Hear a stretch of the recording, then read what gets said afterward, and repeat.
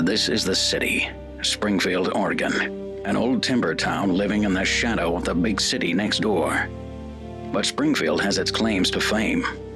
A famous author, the setting of a prolific cartoon, and home to the greatest Mopar restoration shop in the world.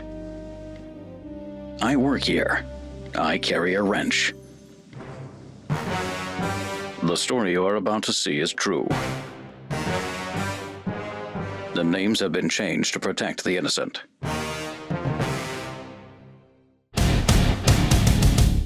This time on Graveyard Carz, Mark and Will dive deep into two of the only 3 A-body cars that the shop has ever completed, going head-to-head on the good, the bad, and the ugly. This thing had 70s butchering done to it. A 1969 A57 383 4-speed Cuda in B5 blue, and the ultra-rare, one-of-a-kind 1971 heavenly optioned Mr. Norm's 340 6-pack Demon in FE5 Rally Red. So you were at the point where let's just keep building, don't stop, got to get this car done. But will Mark's competitive nature take over? I'm not competitive at all. Nobody sabotaged anything, it was just Cousin Dougie. Find out on this episode of Graveyard Carz. Beneath the fog, behind the rust, sometimes they come back. There's only one internationally recognized Mopar master, Mark Warman, joined by his friends, family, and dream team, the Ghouls. Nobody wants to take on the stuff that we take on. Reviving the past, 100% untouched survivor. resurrecting the icons of American muscle, We are the Shaolin priests of Mopar. uncovering stories, It's the baddest car we have here. and restoring dreams, The most iconic muscle car on the planet. putting cars back where they belong. On the road. Here we go! Beyond a passion, Oh, that's wild. one man's obsession with Mopar perfection. This is Graveyard Carz.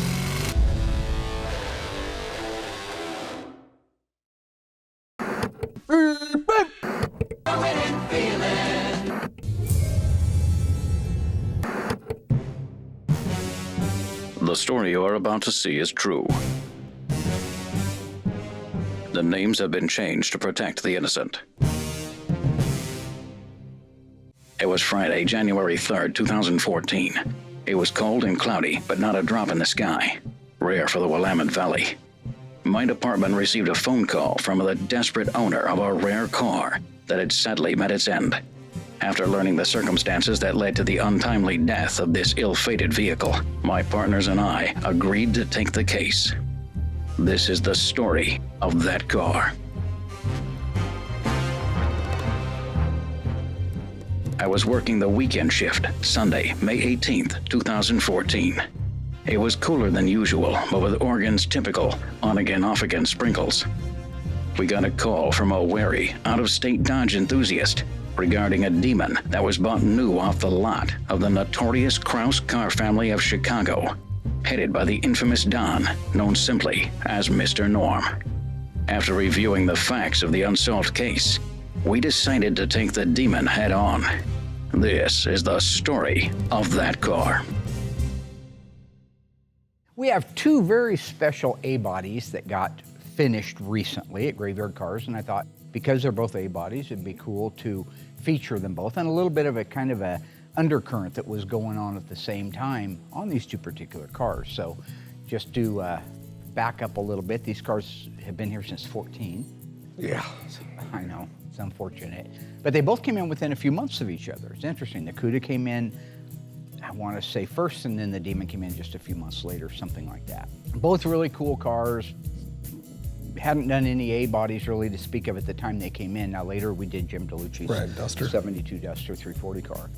But these were the first of the A bodies that we were doing, and I kind of found that I was gravitating towards the Cuda, probably because it's a big block, it's older school stuff that I was used to seeing on the roads, where you always kind of had a little bit of a soft spot for the cool little The red. Demon, the red. Yeah, it's good colors, good everything. Mr. Mr. Norm's Norm's, car, yep.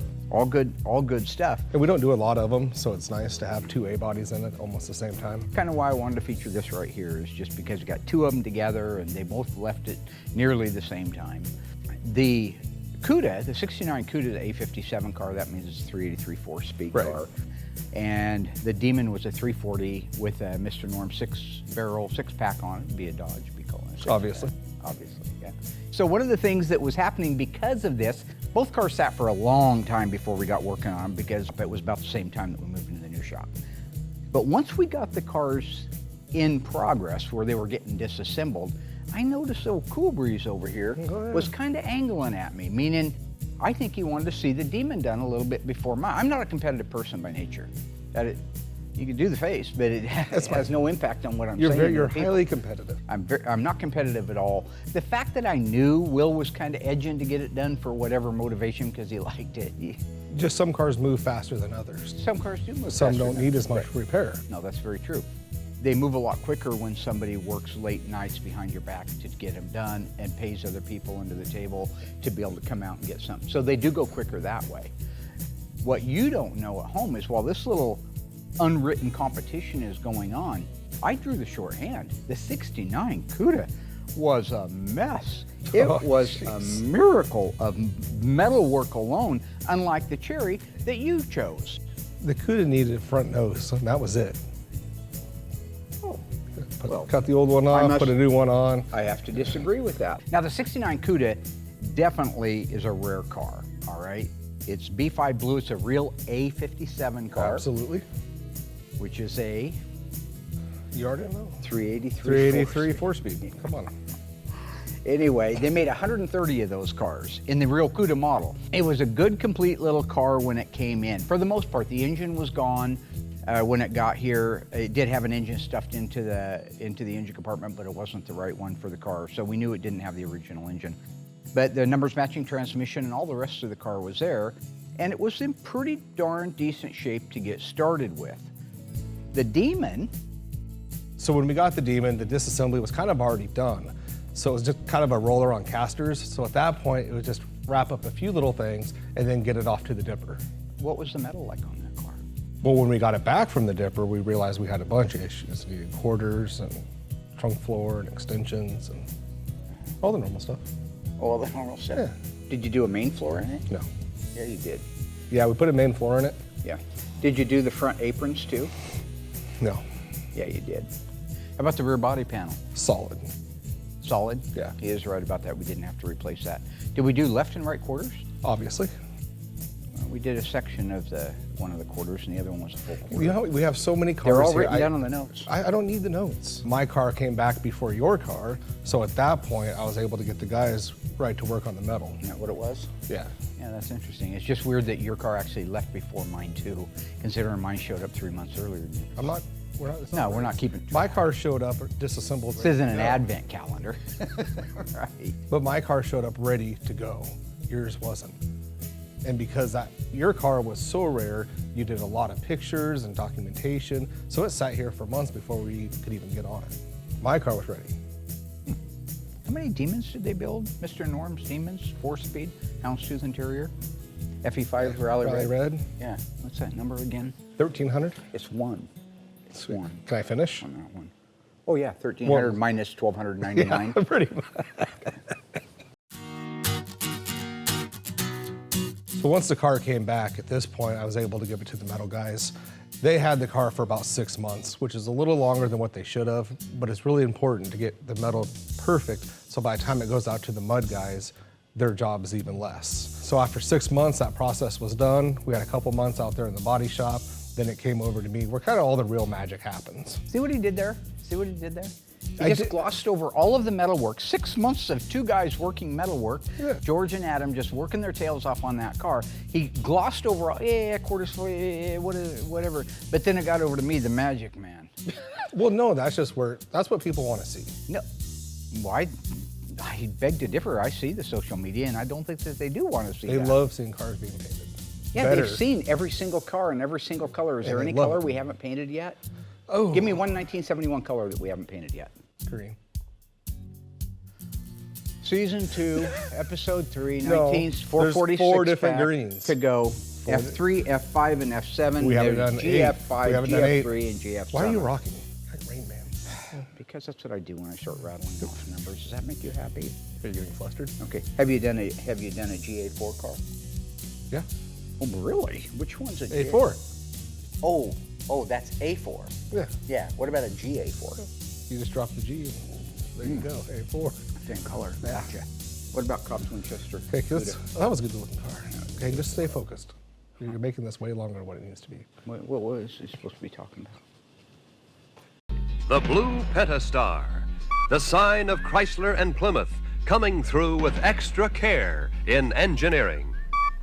With Chrysler and Plymouth, extra care in engineering starts with a bare metal, unibody. Underneath, 3-sided steel frame members are welded directly to unibody's steel floor to form box section members. Unibody's welded-in support beams form a structure that surrounds the passengers and extends to all parts of the car body. All contribute to unibody's overall strength. Now, the real pain and the real magic came in on the 69 Cuda. This thing was a mess. This thing had 70s butchering done to it. It had fender well exit headers punched through the front inner fenders, so they had to be replaced, but we decided to replace them as a complete unit. So what I'm Much saying simpler. is, this, what? Well, it's much simpler, because remember what I was saying at the start of this? I said you cut the nose off, you put a new one on. No, you Bam. don't just call up Walter Chrysler and order a nose. You have to find one, you have to cut it, trim it, you have to pre-fit it, you have to build in all the sleeves. Yeah. Okay, so my point is the 69 Cuda needed a cowl cut front nose on it, which we put on it. It needed main floor, trunk floor, under seat pan. Rear body panel got replaced, both quarter panels, both inner and outer wheelhouses, rear frame rails. I mean, there was a lot of metal. This car, if it wasn't damaged and it wasn't butchered, then it was Why'd you rusted. reference me? Well, just because some of the paint work I've seen come out of your You've truck. never seen But he's done a lot better than it. Are you kidding? There was a damn bumblebee in the roof of the 71 Cuda, man. How the hell do you let a bumblebee get in there and get in your paint? It's a fly. Wasn't a fly? Was it a fly? Yeah. Well, the car was orange. I'm just saying that the Cuda had a lot more metal work done to it. Inner and outer, was a trunk big job. floor, trunk floor, Yeah, we got quarters. it. It was a big job. No, it was a lot bigger than the Demon. But at the end of the day, because I was at the helm, because I was, What do you milk? what do they call that on a ship? You're milking. No, you're not milking anything. You were milking. I'm steering a You were ship. literally just milking something. I was steering the ship. I think a ship's like And this. because I was steering the ship, it got steered over into the mud room, and then primer, and then mud, and then primer, and then over to you for your magic. So when Mark says this is a competition, it actually wasn't a competition because I did paint his car first. You painted the Cuda first, yes. That's true. Now the pre-paint came out fine, right? There were a few Yeah. breakthroughs. You had to address those. Yep. Then I did some primer work, got it prepped again, did 5 coats of the B5 on the car, and did 2 drop coats, and cleared it, and it looked amazing. Don't you cover the primer first, though? Don't you intentionally cover the primer 1 or and 2 then do coats, a little bit, yeah. 1 or 2 coats? Yeah. You told me that you like to make sure that it's covered completely before you start walking around the whole car. I know, but I tell you certain things, so you don't. Right. Like, yeah, boss, I'll be sure and paint that roof. Stuff like that. The final paint was probably the best final paint ever because Pete and I came down on a Saturday.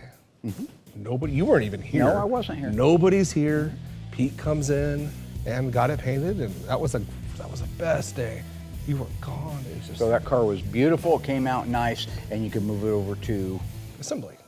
very nice.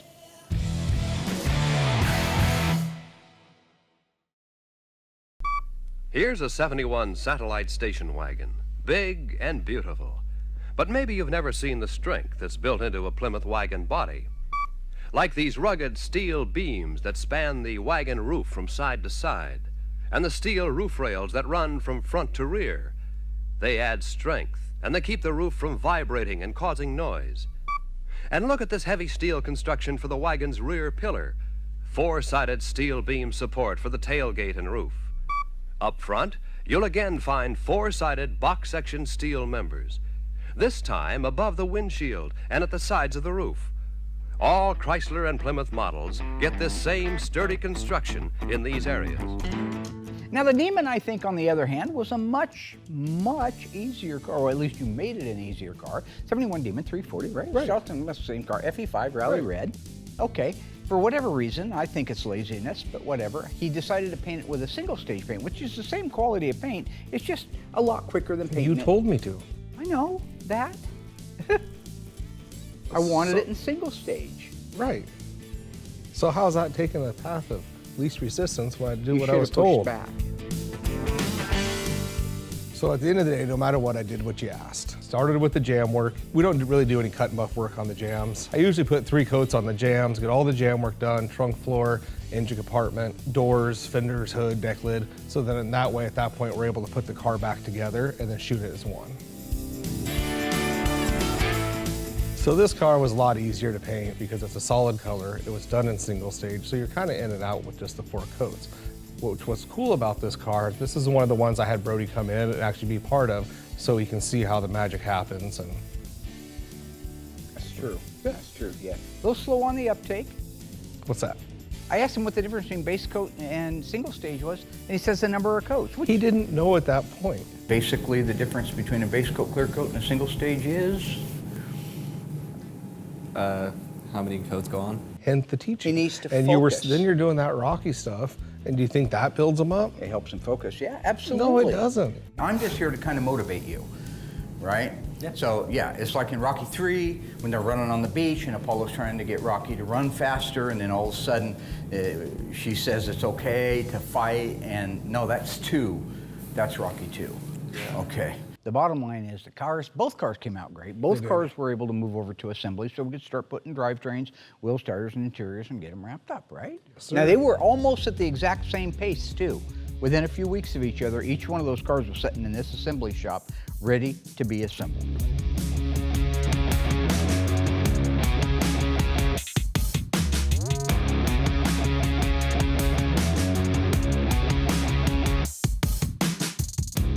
After the body and paint work was done on the Cuda, Doug and I installed the drivetrain, which came out very nice. We installed the rear end, the front suspension, all the pieces that go in it, which is what? Give them a quick rundown.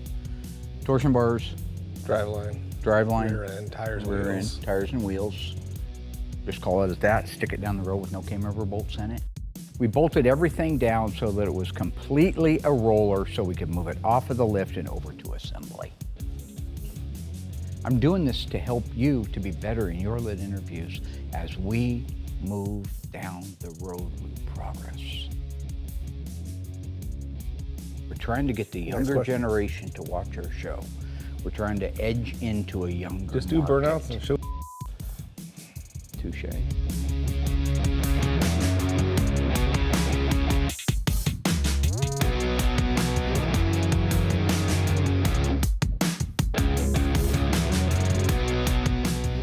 So it's typical. The Demon was sabotaged, so it got put on the back burner. Nobody sabotaged anything, it was just Cousin Dougie. It was his typical distributor in backwards, leaves the oil filter adapter does. loose.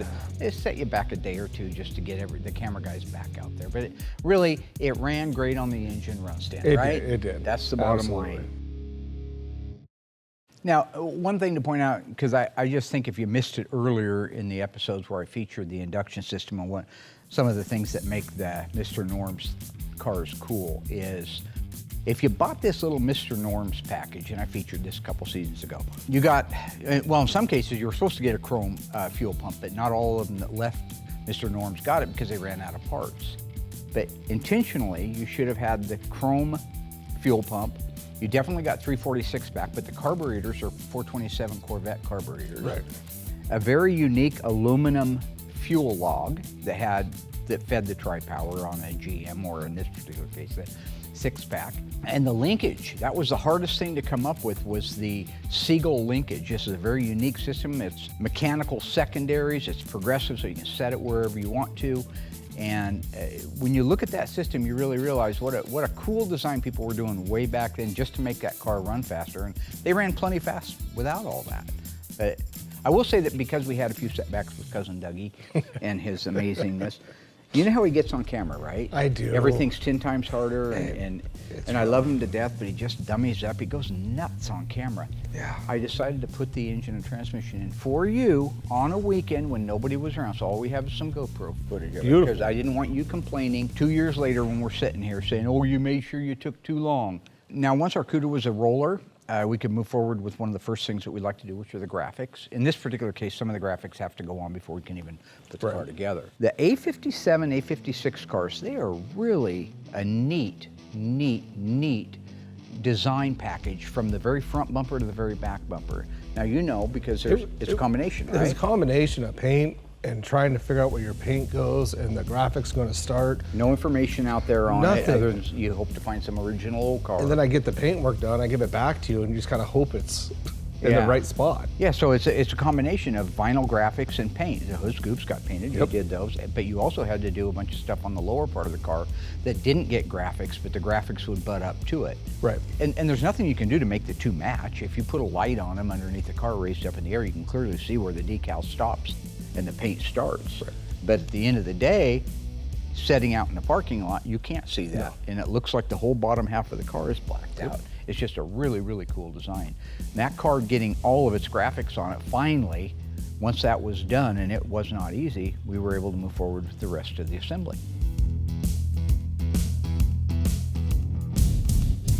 Still to come, the cars have made their way through the body shop, paint, and into assembly, but the race is still on, and time is running out. We needed to get that car done. Which A-body will make it to the finish line first? And will Mark ever admit that for him, everything is a competition? No, at the start of this, you said you're not competitive. Yeah, I lied. Find out when Graveyard Carz returns.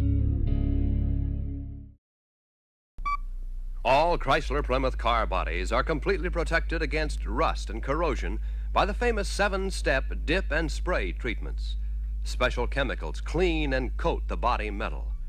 Each car body is dipped to a depth of 22 inches, so all lower body metal is submerged and coated by chemicals that fight rust.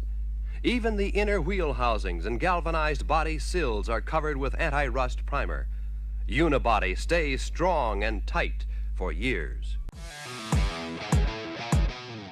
Like I say, both cars equally just beautiful in their own right. The lower ground effects, I think, were the most challenging over on the Cuda.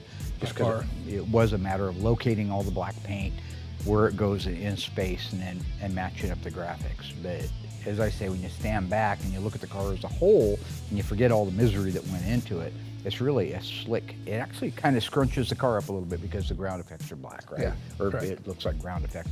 So it really just looks like there's not very much blue there. Correct. So We'll stick with that. came out real pretty, real pretty. So when it comes to the Demon, there was a lot of assembly that we didn't get filmed because there just wasn't time. We were just getting the car done quick. That's not why. He worked late nights and weekends with the guys so he'd make sure he won competition. So I just believe that truth bears investigation, my mother always used to say. We needed to get that car done. So you were at the point where let's just keep building, don't stop. If we can get footage, great. If not, we got to get this car done. What about the other 102 cars here we got to get done? It's actually 96, sir. And 96, yeah, well, that's a much better count. But my point is, if it's not a SEMA car or something you're going to win or lose, then they just sit here for year after year after year while you're clicking selfies.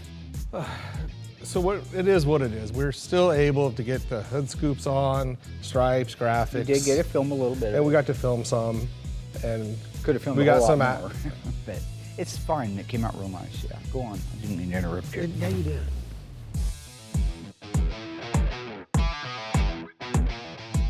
So when it comes to the Demon, the graphics were just as cool as they were on the Cuda. This car's coded for the rear body panel decals, and they were a 2-part piece, which I didn't do. I got to watch him do it. They look great.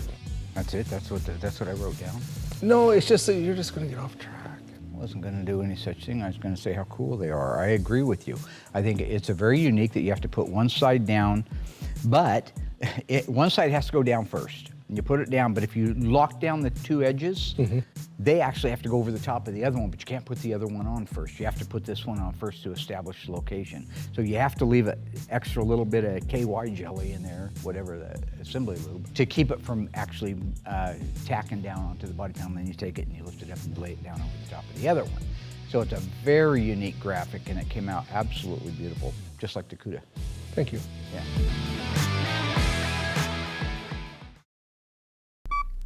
Of course, a car that's going to deliver complete satisfaction must be a quiet car. So Chrysler Plymouth comes through with insulation that surrounds the passengers. It starts up front with a thick blanket of insulation on the dash, side cowl panels, and under the roof. This forms a barrier against noise, heat, and cold. Thick jute padding covers the floor under the carpet or rubber mats. Mastic sound deadener is sprayed on the insides of doors, quarter panels, and wheel housings, silencing these areas. 3-ply insulation separates the passengers from trunk noises and is also used under the package shelf. Even the rear roof pillars are insulated. Inner and outer steel panels of both the hood and the trunk lid are bonded together with adhesive mastic. Prevents vibrations. An insulating pad under the hood is standard on Imperial and New Yorker, optional on other Chryslers and Plymouths. That's how unibody is silenced. When it came time to do the stripes on the Demon, it was actually... Which starts, the V21 or the V6X? I'm just asking. The 6X. Okay, got it. They go down the side, and there's 2 of them. Longitudinal. Right. And they look real nice. Yeah, they look And they great. fit the wheel arches. Notice how they kind of have cut out for the wheel. Oh, that's right, yeah. A little bit they of do. a... Yep. They don't. The other thing is the decal actually wraps into the fuel pocket for the opening for the... Now that's true. And you have to paint the fuel cap, one half of the fuel cap, because when you twist it into position, half of it's red and half of it's black. Remember that? Did we do that? Mm-hmm. Absolutely.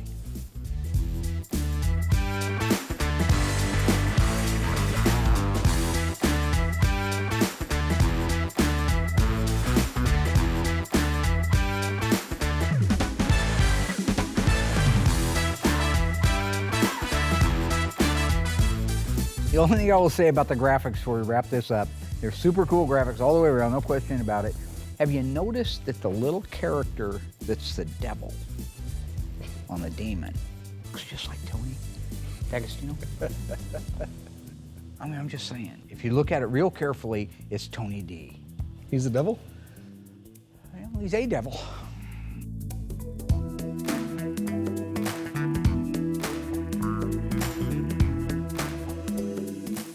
So when you take a step back and you look at the Demon with the red, the wheels, the stripes, you know, you really see why people love these cars as much as they did. It's a fantastic looking little car, and it's nimble and it's easy to drive. It's kind of like just a shrunk down B body, except you still, in this case, got all the power of a big block in a small block. So definitely a beautiful car.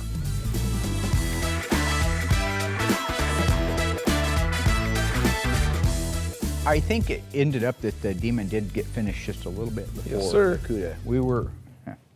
We were almost done with the Cuda, but one of the things that slowed us down a little bit was the assembly of the interior. If I'm wanting to see what a 70 Cuda looks like, I can go out back and look at 10 of them. Right. In this particular case, 69 Cuda fastback, blue on blue. It's a unique package, so it's just difficult to find it. So that's really what slowed us down. I'm not making excuses. No, it was a lot of work. When the whole car was done, we still had the back seats, interior trim panels. Josh and Brian worked together, and they did a fantastic job. Just to say for the record, that was a really difficult car to put together, and they did a fantastic job putting it together. When you stand back and you look at it as a completed package, it really looks like a well thought out A-body. I have a whole new respect for A-bodies based on that little Cuda. Looking at the interior in the car, how detailed it is. Everything has a plate. Well, it's the blue on blue, but it has more of an eggshell finish on the metal on the inside.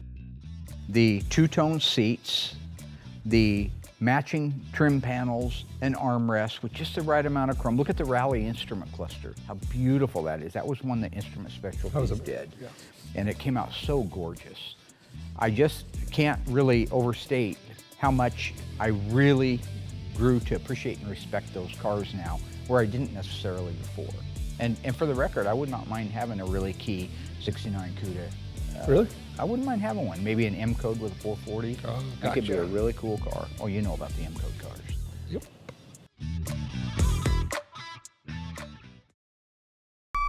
Here's a look at the soft foam padding inside a Chrysler Plymouth seat.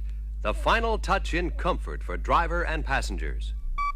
Full foam padding is used on the seat backs of all bucket back bench seats. Bucket seats get full foam padding on the back and on the seat. Underneath the foam, bucket seat springs are formed to human body contours. Then the thick foam is slipped over the springs. You sit on nothing but soft foam and flexible springs. That's real comfort.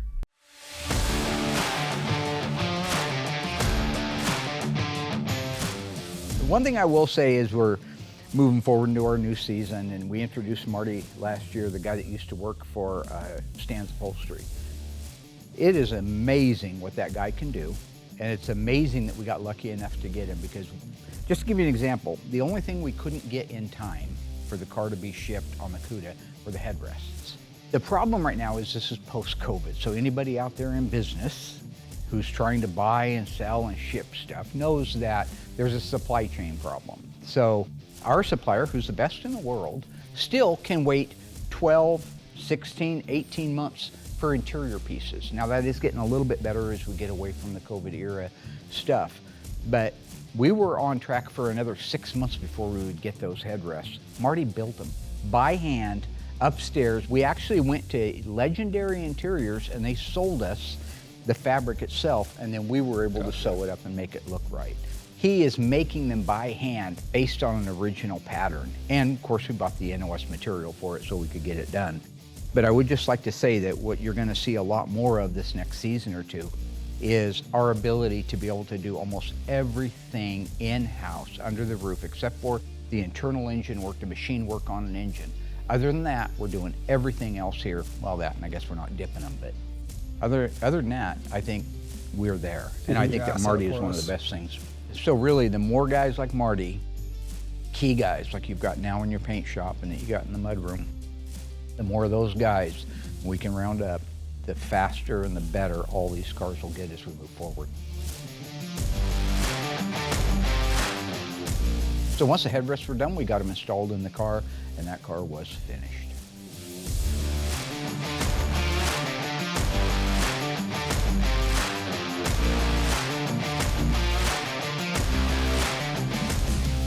Again, one of the fun things that we get to do, besides fighting all the time on camera, so much fun for everybody, is to be able to stand back and look at a car from its beginning to its end. And sometimes it's more rewarding than others. We've had cars that came in not too bad a shape, and they left beautiful. We've talked about that. But this Cuda was pretty rough. Like I said, after it got dipped, it had a lot of stuff done to it. If you just look at the before pictures of the outside of the car, and then you look at the final pictures, I mean, that's the real candy, right? That's the stuff that everybody at home, like you said, they love to see the paint. They love to see the pop. But every detail in the car, from under the hood, look underneath the hood of when we first started on it, like I said, they cut out, everything was cut out of it, had those big openings in it, butchered up wiring harnesses. And then look at it after we're done. All of a sudden, the engine, the transmission, everything is in place like it should be. The new aprons are in place. It just really personifies everything cool about that era of car. Move over to the interior. While it was a good, complete car when we started, there was no pop left in it. None. Now you look at the interior and it's 1969 and you're walking on the showroom floor. And walk underneath the car, same thing. Yep. Front to back, beautiful. Looks like a brand new car, and it's the way these cars are supposed to be. Look inside the trunk, look inside the back end area of the car, the rear seating, look at the trim panels, look at the dash, compared to the original pictures, and that's truly a picture's worth 1,000 words. When you stand back and you look at the stance, the sleekness of it, the graphics, the colors, the feeling that you get when you're looking at it, it truly is a miracle that we're able to put these cars back the way they were on the assembly line.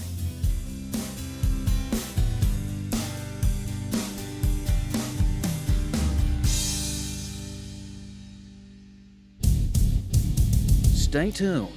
After running the gauntlet of metal, mud, paint, and assembly, Mark takes each of these ultra-rare A-body restorations to the streets for a road test straight out of the movies. You ever see Death Proof? Oh yeah.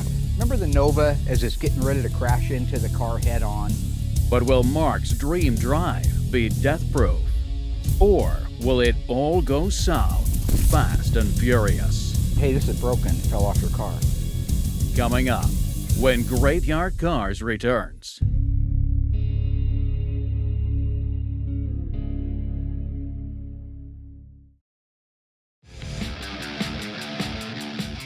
You know, when it came to our Demon wrapping this car up, it was really cool to have because, yes, it's an A-body, but it's a Mr. Norm's car. You look at little things like having the rally dash, the way the interior came out on it. Houndstooth seats. Right. Absolutely stunning bench seat houndstooth.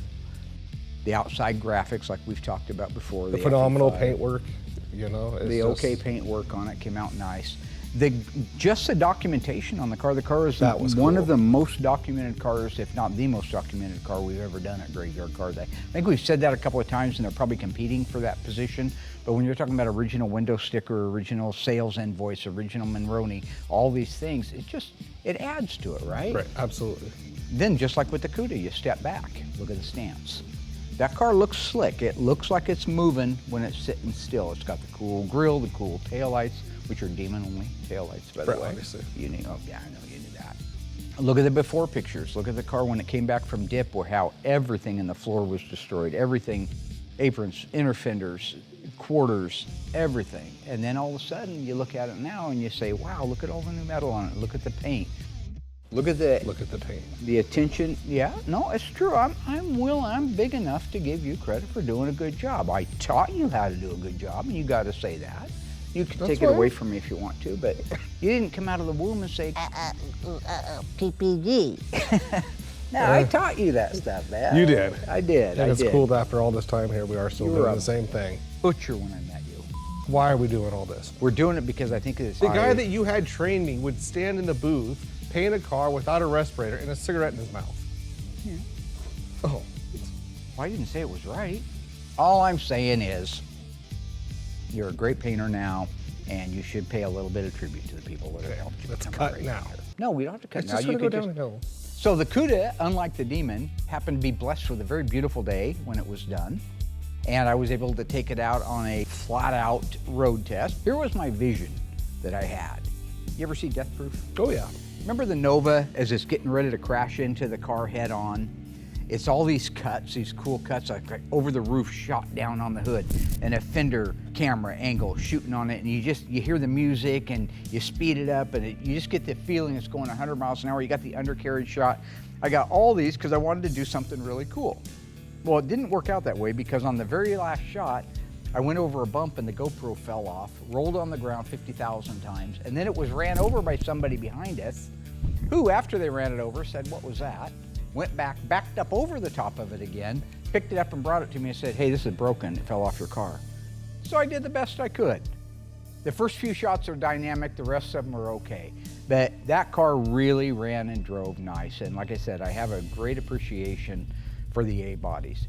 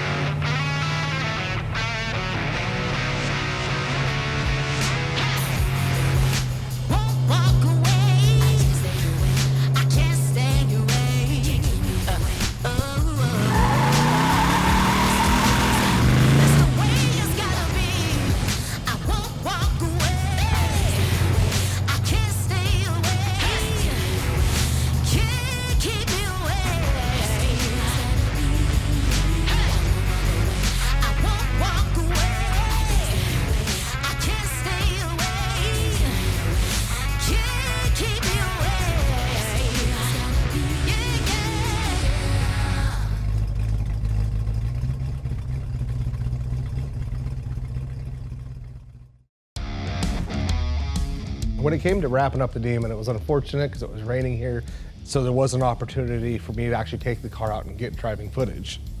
Yeah, it was terrible. Yeah. Raining cats and dogs. I just happened to get a very short window to do the driving footage that I took it out for, where I was able to get all the GoPro footage. I So tried if to you get hold got- of you that.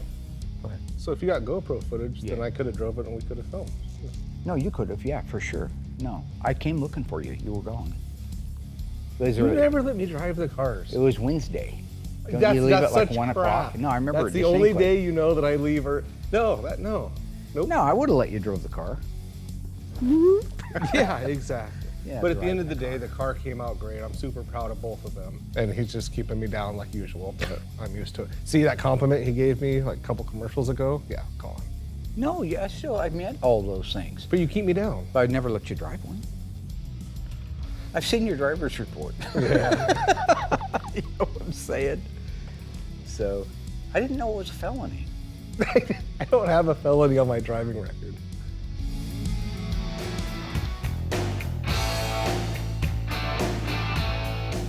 So for our millions of fans around the world that get to watch these two little A-bodies get loaded up, you get to know that beautiful cars, restored correctly. And yes, they're A-bodies, and we don't get a lot of A-bodies here, but we did them right. The owners are happy with them. They're beautiful cars, I think. Absolutely. We got them both loaded up and sent home to the owners, and we have heard back from both owners who are both very happy with their cars. Yep. And at the end of the day, I think that was a good thing to have done at Graveyard Cars, and a pretty good. And you got a whole episode of I got a whole episode of two two A-bodies, A-bodies, which so people at home are gonna love. yeah.